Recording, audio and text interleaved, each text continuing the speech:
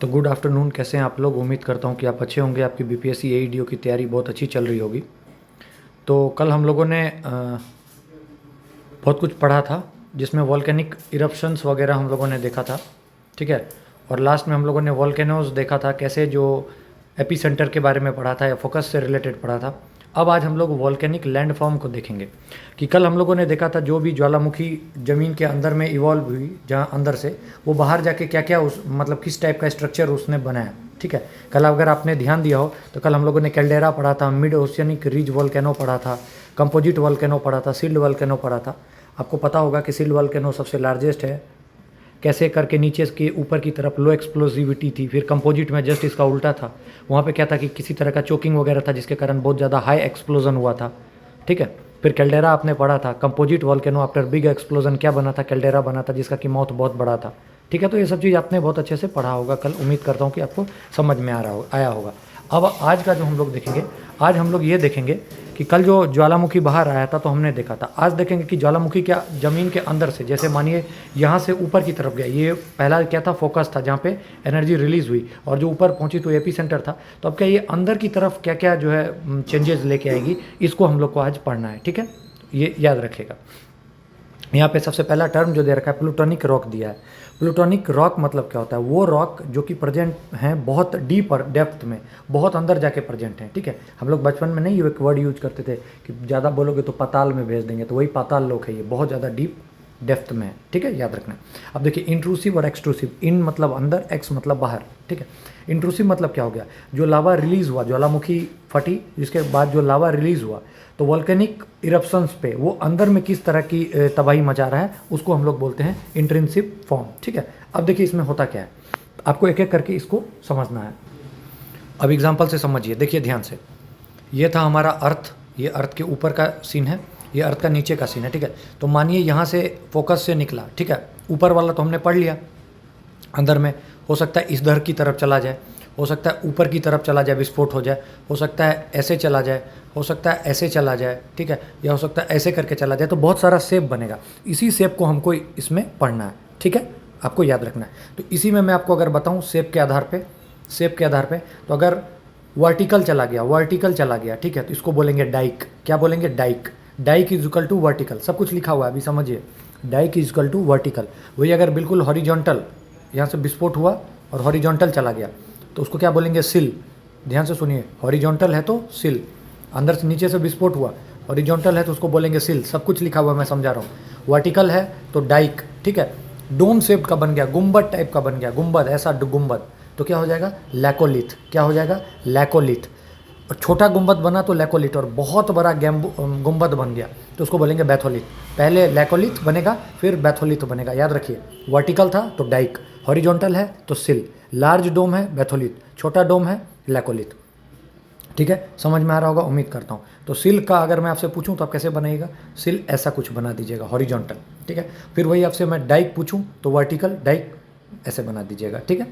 Phacolith, याद रखिएगा, फेंकना मतलब बॉल को फेंकना, फैकोलिथ मतलब फेंकना। तो बॉल जो फेंकता है तो एक बार बॉल ऐसे, फिर ऐसे, फिर ऐसे, बॉल जब भी फेंकिएगा तो ऐसे ऐसे। जो ये ऊपर वाला होता है इसको बोलते हैं एंटीक्लाइन, नीचे वाले को बोलते हैं सिनक्लाइन। तो कल को आपसे क्वेश्चन पूछ देगा कि फैकोलिथ में क्या क्या बनता है, एंटीक्लाइन सिनक्लाइन किस में बनता है, तो आपको बताना है किसमें, फैकोलिथ में। तो याद रखिए, वर्टिकल डाइक, हॉरिजॉन्टल सिल, छोटा डोम लैकोलिथ, बड़ा डोम बैथोलिथ, ठीक है। इंपॉर्टेंट है, समझ में आ रहा होगा। वही फैकोलिथ पूछूंगा तो एंटीक्लाइन सिनक्लाइन, ठीक है, पहला चीज़। अब ये तो आपको समझ में आ गया कि क्या फॉर्म है। तो लावा जो वॉल्केनिक इरप्शंस के बाद निकला, ठीक है, देखिए सबसे पहली बार वॉल्केनिक इरप्शन हुआ, लावा निकला, ठीक है। मानिए लावा निकला, कोई भी लावा हो, लावा ठंडा होगा, तो वॉल्केनिक इरप्शंस के बाद जो लावा ठंडा होता है और जो पहली टाइप की रॉक बनती है तो वो क्या कहलाती है, इग्नियस रॉक। इसलिए सबसे पहली टाइप की रॉक्स क्या कहलाएगी, इग्नियस रॉक। याद रखना है, सबसे पहली टाइप की रॉक क्या बनी, इग्नियस रॉक। सबसे पहली टाइप की रॉक क्या बनी, इग्नियस रॉक, ठीक है। अब इग्नियस रॉक बन गई, अब ये ठंडा होगा, ठंडा हो गया पूरे तरीके से। अब ये किस टाइप का शेप धारण करेगा, वही हम लोग अभी पढ़ रहे थे, डाइक वगैरह, ठीक है। तो अब अभी हम लोगों ने क्या पढ़ा, तो इंट्रूसिव रॉक, इंट्रूसिव रॉक के बारे में पढ़ा। क्या पढ़ा, वॉल्केनिक इरप्शंस हुआ ज़मीन के अंदर में, ठीक है। उसके बाद क्या हुआ, लावा निकला, लावा ठंडा हुआ तो क्या बन गया, रॉक्स बन गया। क्या किस टाइप का रॉक बना, इग्नियस रॉक बन गया, ठीक है। अब इग्नियस रॉक बन गया तो अब वो ठंडा होगा, अब वो ठंडा होगा, ठंडा होगा तो ये भी है, ठंडा कहाँ कहाँ हो सकता है, सरफेस पे जाके ठंडा हो सकता है या फिर क्रस्ट पे जाके ठंडा हो सकता है, ठीक है, सबसे अंदर की तरफ, ठीक है। तो सरफेस पे होगा तो वॉल्केनिक रॉक और क्रस्ट में होगा तो प्लूटोनिक रॉक, यही चीज़ यहाँ पे है, देख लीजिए। और रॉक निकला, कूल हुआ, सरफेस पे हुआ तो वॉल्केनिक रॉक, क्रस्ट में हुआ तो प्लूटोनिक रॉक, क्लियर है। और वो उसी के अंदाजे पे हम लोग बोलते हैं कि बाहर में जो हमको स्ट्रक्चर दिखता है कि अंदर में ऐसा हुआ होगा तो ये स्ट्रक्चर ऐसा है, ठीक है। फिर वही चीज़ बोल रहा है, the lava that cools within the crustal portion assume different forms are called intrusive form. समझ में आया, यही इंट्रूसिव फॉर्म्स है, क्लियर कट। लावा, फिर से सुनिए क्या हुआ, लावा निकला, रिलीज हुआ, ठीक है, कूल हुआ, इग्नियस रॉक बना। अब इग्नियस रॉक बना तो ठंडा होगा, तो या तो सरफेस पे ठंडा होगा या फिर क्रस्ट पे ठंडा होगा। सरफेस पे ठंडा हुआ तो वॉल्केनिक रॉक, क्रस्ट पे ठंडा हुआ तो प्लूटोनिक रॉक, यही चीज़ यहाँ पे इन दोनों में बोल रहा है, ठीक है। और ये जो फॉर्म बना इसको क्या बोला जाता है, इंट्रूसिव फॉर्म्स, क्लियर कट। इसका एग्जांपल दे रखा है आपके एनसीईआरटी में कि कर्नाटका प्लेट्यूज जो है ये डोमल हिल्स है। तो डोमल हिल्स है तो डोम आते ही तुरंत दिमाग में आ जाना चाहिए। अच्छा, लेकोलिथ मतलब छोटा डोम, बैथोलिथ मतलब बड़ा डोम। लेकोलिथ मतलब छोटा डोम, बैकोलिथ मतलब बड़ा डोम, बी से बैथोलिथ, बी से बड़ा डोम, ठीक है, याद रखना है। और डोम कैसा होता है स्ट्रक्चर आपको पता है, गुंबद जो होता है, ठीक है। तो एक हो गया बड़ा सा गुंबद, ठीक है, और एक हो गया छोटा गुंबद, ठीक है, ठीक है। तो वीडियो शायद रुक गया था बीच में, ठीक है। तो मैं क्या बता रहा था कि एसिडिक लावा है, एसिडिक लावा है, लावा का नेचर अगर एसिडिक है तो विस्कोसिटी क्या होगी, ज़्यादा होगी। विस्कोसिटी ज़्यादा होगी तो फ्लो बिल्कुल कम होगा। अगर फ्लो ही बिल्कुल कम होगा तो माउंटेन किस टाइप का बनेगा, पीक माउंटेन बनेगा। क्यों बनेगा पीक माउंटेन, अगर ये फ्लो हो रहा है बीच में इसको कहीं ना कोई रोक रहा है तो ये अचानक से निकलेगा, अचानक से निकलेगा, अचानक से निकलेगा, अचानक से निकलेगा, और अचानक से निकलेगा तो ये पीक ज़्यादा होगा, ठीक है। ऑनेस्टली समझ में आ रहा होगा। फिर वही एनसीईआरटी 6th क्लास ने वर्ड यूज किया वॉल्केनिक माउंटेन। वॉल्केनिक माउंटेन क्या होता है, तो वॉल्केनिक माउंटेन आपको दिमाग में होना चाहिए कि वॉल्केनिक माउंटेन क्या हुआ कि अंदर से जो नीचे से जो ऊपर की तरफ निकला तो वही चीज़ पीक बनाएगा, वही पीक को क्या बोला गया, वॉल्केनिक माउंटेन, ठीक है। और ये किसके कारण होता है वॉल्केनिक माउंटेन, तो वॉल्केनिक एक्टिविटी के कारण। और इसका एग्जाम्पल दे रखा है माउंट किलिमंजारो अफ्रीका में और माउंट फ्यूजियामा कहाँ, जापान में। और यही एनसीईआरटी में, और अभी यहीं पे भूकंप वगैरह आया था तो ये न्यूज़ में था, ठीक है।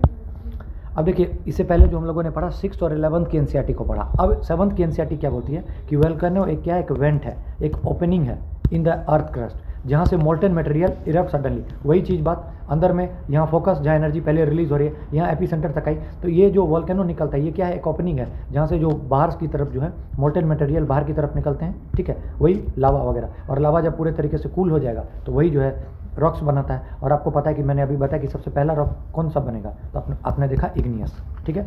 अभी आगे भी देखेंगे इग्नियस के बाद क्या होता है, लेकिन अभी तक आपको पता होना चाहिए कि ये सब बनने के बाद क्या बना, इग्नियस रॉक बना। तो ये चीज़ आपको समझ में आया होगा।